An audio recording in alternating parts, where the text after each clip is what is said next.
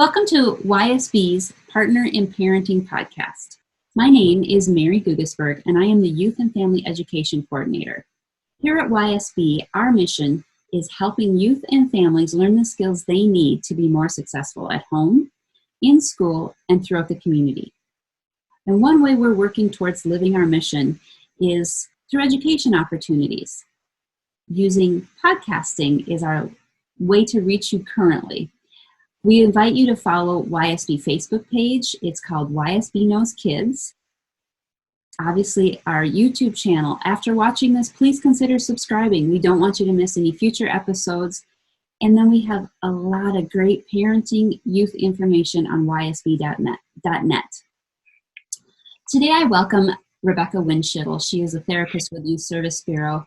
And I'm going to dive into what do I do when my thoughts spiral and take me someplace that is really not healthy. So Rebekah, could you introduce yourself and let's talk a little bit about our thoughts and some ways that we can live in healthy thinking.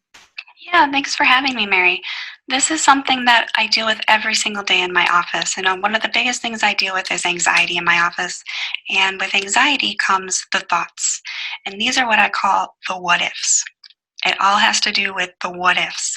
So when we're talking about our thoughts, we're talking about our thoughts, our feelings, and our actions. It's literally like a little triangle. Your thoughts are directly connected to your feelings and to your actions. When something happens, sometimes we don't even know what comes first, the thought, the feeling, or the action. Sometimes we don't know. But it's amazing how they are so interconnected. So the what ifs, these are the questions that we ask ourselves about something that we are anxious about. And they tend to get more and more upsetting as we go on and usually lead to some kind of catastrophic end. So an example that I hear in my office a lot is I do poorly on a test. What if I do poorly on a test, what if I get a bad grade in the class? What if that makes me lower my GPA and what if I don't get into a good college? If I don't get into a good college, what if I don't get a good job? What if I don't get a good job, then I can't afford a house and I'll end up on the street and then I'll disappoint everybody I know and I'll die. Now, I know that sounds a little silly, but that actually is something I hear in my office. Bad grade somehow in some way leads to death.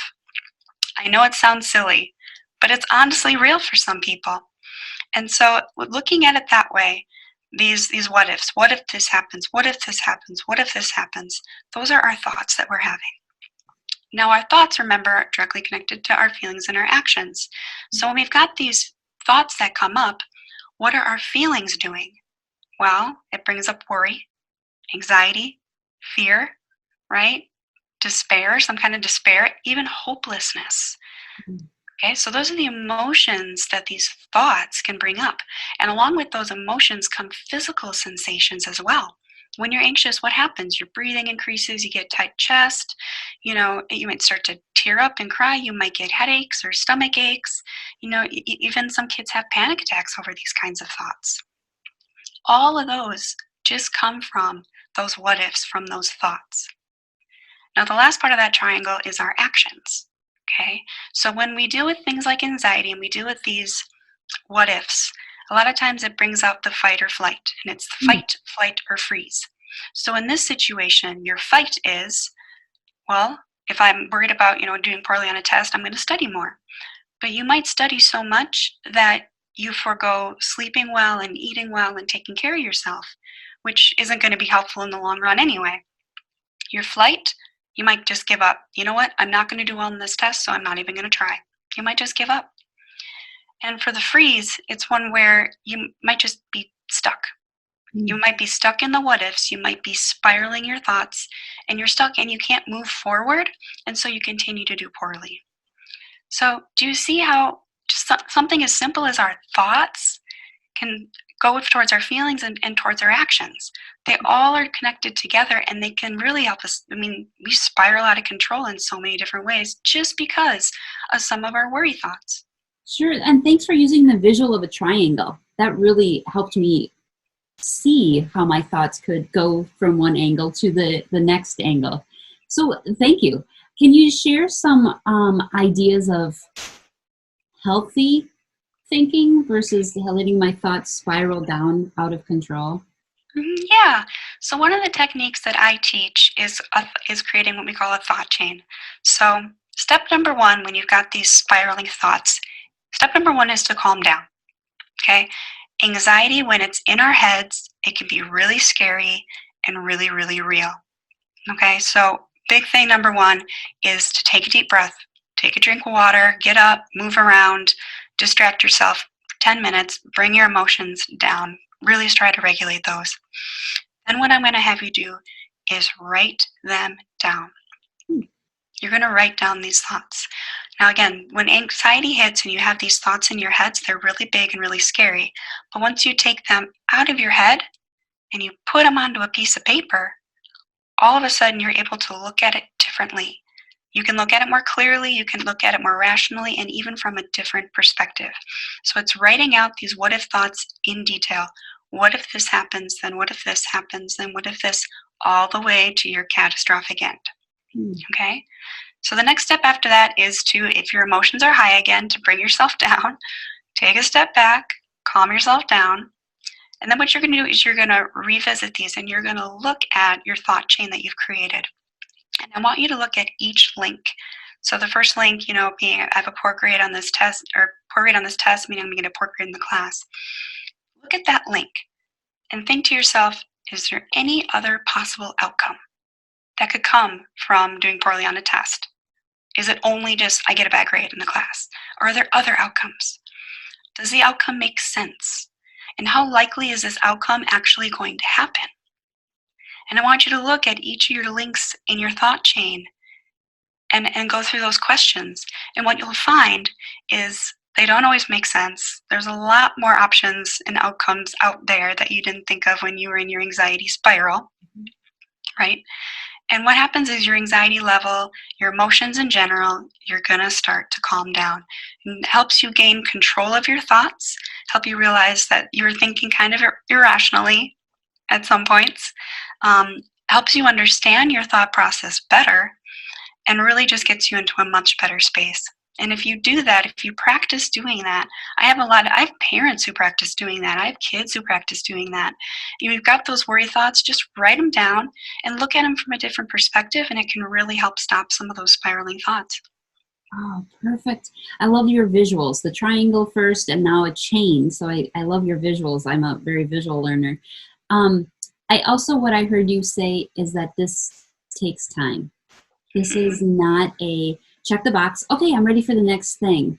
It really, I liked your guidance of take a breath, calm yourself down, and then journaling, writing these thoughts. As a parent, and thank you for approaching that parents can use this too. As a parent, how can I accompany my child, when they're in this spiraling thinking of downturning? So one thing that you can do is to work on helping calm your child, taking deep breaths, but you can also do the writing down for them. This is what you're hearing them say. So if you say, just asking them, what's going through your head right now? Just speak it out loud and writing down the what ifs for them. That way you've got that at least written down, and you've got that from what you're hearing. You have that step. And it's working on helping them calm down, take deep breaths. Remember, when we're in our fight or flight, a lot of times we're not thinking rationally, right? And so when we're not thinking rationally, what we really need to do is just get ourselves into a better space. Take 10 minutes, go do something completely different that has nothing to do with the problem, really is what it is, to help you calm down. And then once we're able to calm down, then help guide going through them, asking the questions. All right, let's look at this first link. Is there any other possible outcomes? And you can do the guiding for your child. Just guide them through them. Perfect. Very helpful. Great resource for me too, as a parent or any parent out there, knowing how I can accompany. I can't fix, but how I can accompany my child, my loved one, with this. Gosh, any other pointers? Spiral thinking, I think, is really, downward spiral thinking is something we all live with. And any other nuggets that would be helpful? I think a big part of it is knowing that it's kind of normal for it to happen. It happens to a lot of people. And Yes, it's distressing and we don't like it, but it does happen. And so having a skill, having a tool to be able to address it when it does happen, I mean, it's very beneficial. You can handle it. And by, as a parent, guiding your child through it, you're teaching your child the skill for later in life as well. And it doesn't have to be this amazing, huge, long journal article like masterpiece. This can be done on a scratch piece of paper. Okay, so it doesn't take a lot. It just takes a piece of paper and a writing utensil, and that's all you need. And I hear you saying it's okay for me to model this for my child. And thank you, because you just made that, if I'm going to write it down for my child, you made it all the way down to the really youngers who maybe coloring is one of their coping ways with their anxiety.